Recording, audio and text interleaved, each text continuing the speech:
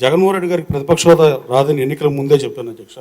తల్లికి నచ్చని కొడుకు రాష్ట్రపతికి నచ్చే పరిస్థితి లేదనే ఉద్దేశంతో నేను ఎన్నికలకు 6 నెలల ముందే ప్రతిపక్ష హోదాని చెప్పిన పరిస్థితి. అలాగే అధ్యక్ష, జగన్మోహన్ రెడ్డి గారు ఈ సభకు రాకుండా ఇక్కడ ప్రతిపక్ష హోదా లేదని చెప్తూ రాజ్యసభలోనూ లోక్సభలోనూ వాళ్ళ సభ్యులు వెళ్ళే పరిస్థితి అధ్యక్ష. అక్కడ ప్రధాన ప్రతిపక్ష హోదా కానీ ప్రతిపక్ష హోదా కానీ ఉందా, అది రాష్ట్ర శాసనసభను అవమానిస్తుండగానే భావిస్తున్నారు అధ్యక్ష. 11 స్థానాలు ఇక్కడ ఇచ్చినా, 4 స్థానాలు లోక్సభలో ఇచ్చినా ఈ రాష్ట్రపతిలో ఇచ్చారు. అక్కడొక నీతి ఇక్కడో నీతి పాటించడం అది కరెక్ట్ కాదు అధ్యక్ష. అలాగే మీడియాలో సమావేశాలు నిర్వహిస్తూ ప్రజా దర్బారు నిర్వహిస్తున్నాడు అధ్యక్ష జగన్మోహన్ రెడ్డి గారు.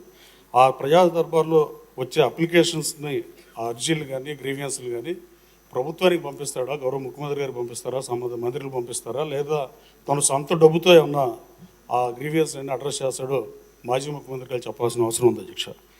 అలాగే 5 సంవత్సరాల సభానాయకుడిగా ఇదే శాసనసభని 19 నుంచి 24 వరకు నడిపి ఈ శాసనసభ రానంటం ప్రజాస్వామ్యాన్ని అపహాస్యం చేయడం అధ్యక్ష. ప్రజల్ని ఆంధ్రప్రదేశ్ శాసనసభని అవమానించడం ఆక్షేపణీయం అధ్యక్ష.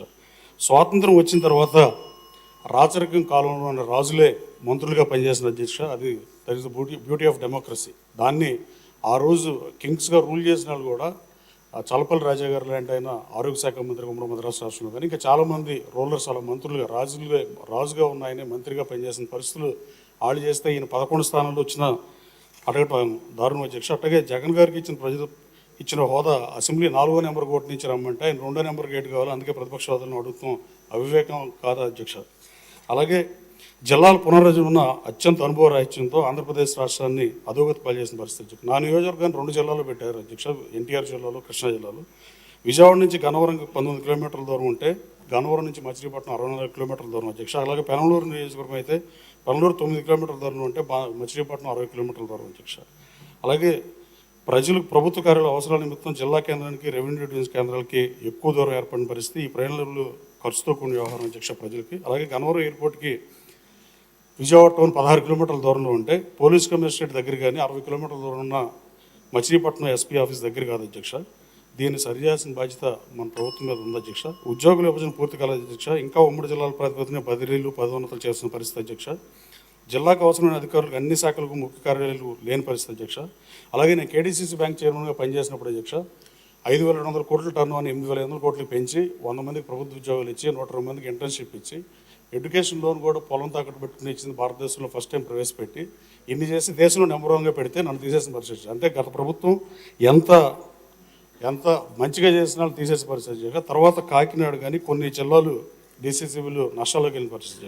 అలాగే నేను జీవో నెంబర్ 90 గత ప్రభుత్వంలో ఒకటి అడ్రస్ చేసి హెచ్ఆర్ పాలసీ రెడీ చేసి చేయించవచ్చు. పిఎస్సిఎస్లు రాష్ట్రంలో పిఎస్సిఎస్లో దాదాపు 425 ఒక 20% పైన కృష్ణా జిల్లాలో ఉన్నాయి అధ్యక్ష. ఆ పిఎస్సిఎస్లో సెక్రటరీ స్వాతంత్రం వచ్చినప్పటి నుంచి స్వాతంత్రానికి పూర్వం ముందు కూడా ఏ ఊరిలో ఉద్యోగం చేస్తాడు సెక్రటరీ అదే ఊరిలో రిటైర్ అయ్యే పరిస్థితి అధ్యక్ష. వాళ్ళకి ట్రాన్స్ఫర్ లేవు అధ్యక్ష. అక్కడ బ్యాంక్ ప్రెసిడెంట్ గారు, బ్యాంక్ చైర్మన్ కానీ బ్యాంక్ ప్రెసిడెంట్ కానీ చదువులేని అయితే వాళ్ళే అధికారం పెత్తనం చెలాయించే పరిస్థితి అధ్యక్ష.